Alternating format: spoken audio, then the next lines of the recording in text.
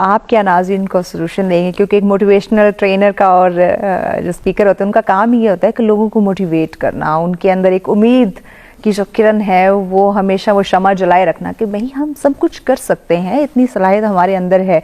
तो प्लानिंग को किस तरह से, चाहे हम नौजवानों की बात करें या बाकी आम शहरियों की बात करें, वो कैसे अपनी ज़िंदगी में इस प्लानिंग जैसे वर्ड को, इसकी अहमियत को समझें और ज़िंदगी का एक अहम हिस्सा बना के इसको साथ लेकर चलें। देखिए जी, नाजरीन के लिए मैसेज है कि प्लान लाजमी बनाएं, बिकॉज प्लानिंग के बगैर आपका माइंड जो है वो डाइवर्ट होता है। नंबर 1। नंबर 2, डेली के स्मॉल स्टेप्स उठाना शुरू कर दें, डेली एक्शन लाजमी करें। यानी आप अपना रूल बना दें कि आपने अपने प्लान के अकॉर्डिंग एक स्टेप लाजमी उठाना है, उसको आपने मिस नहीं करना। और प्लान को सिंपल रखें, अपने आप को फ्लेक्सिबल रखें।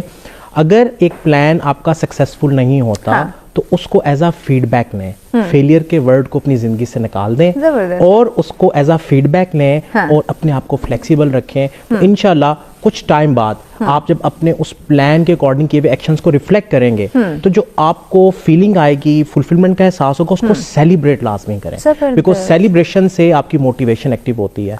और आप जब अपनी प्रोग्रेस देखते हैं तो एक वीक पहले मैं कहाँ था, एक मंथ पहले मैं कहाँ था, एक साल पहले मैं कहाँ था, तो उस पर फिर ना चाहते हुए भी आप अल्लाह ताला का शुक्र अदा करते हैं, बिकॉज शुक्र गुजारी का जो जज्बा है वो आपने अपने अंदर रखना है। तो इंशाल्लाह अल्लाह ताला की ज़ात आपको मजीद कामयाबियाँ अता करे इंशाल्लाह। वालिदैन को क्या कहेंगे कि वो कैसे एक रोल मॉडल बने? पहले तो वो प्लानिंग को अपनी ज़िंदगी का हिस्सा बनाए ताकि जो हम बच्चों की या नौजवानों की बात कर रहे हैं उनको बताना ना पड़े, वो अपने पेरेंट्स या अपने टीचर्स के अमल को देखते हुए उसे अडॉप्ट करें।